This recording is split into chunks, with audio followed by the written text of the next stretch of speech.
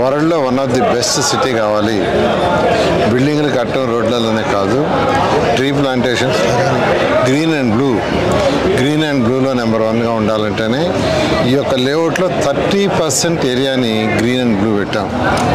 కానీ మన కంట్రీలో నేషనల్ స్టాండర్డ్ ఎంతంటే రోడ్లలో గ్రీన్ అండ్ బ్లూ తీసుకుంటే 10%.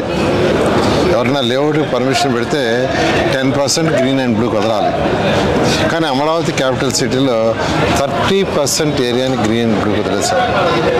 అంటే ముఖ్యమంత్రి గారు ఆలోచించారు, ఇక్కడ ఈ ఏరియాలో ఫ్యూచర్లో కనీసం 2-3 డిగ్రీలు టెంపరేచర్ తక్కువ ఉండేటట్టుగా డిజైన్ చేయండి అని. అంతేకాకుండా ట్రీ ప్లాంటేషన్స్ 2 పక్కల వేసే దగ్గర కూడా అనేక రకమైన ప్లాంట్ సైంటిఫిక్గా చేయమన్నారు.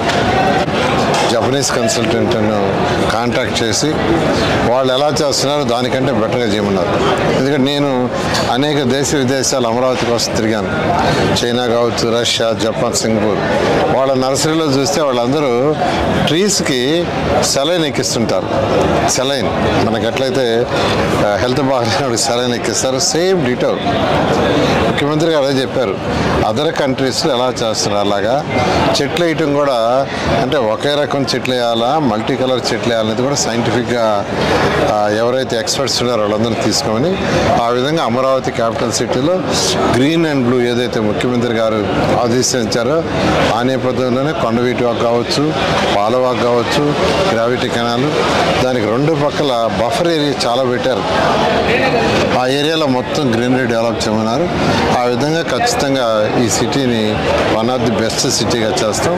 రేపు దీనికి కావాల్సిన ఏర్పాట్లన్నీ అటు అధికారులు, శాసనసభ్యులు అందరూ దీన్ని పర్యవేక్షణ చేస్తున్నారు. రేపు ఈ ప్రోగ్రాం ఇక్కడ చేయడం జరుగుతుంది. దాని మీద మన ముఖ్యమంత్రి గారితో మాట్లాడి ముఖ్యమంత్రి గారు బ్యాంక్ వాళ్ళని పిలిచి వాళ్ళకి ఇన్స్ట్రక్షన్ ఇస్తాను. Like, share, subscribe. మరిన్ని వీడియోల కోసం గంట సింబల్ ని క్లిక్ చేయండి. Thanks for watching this video.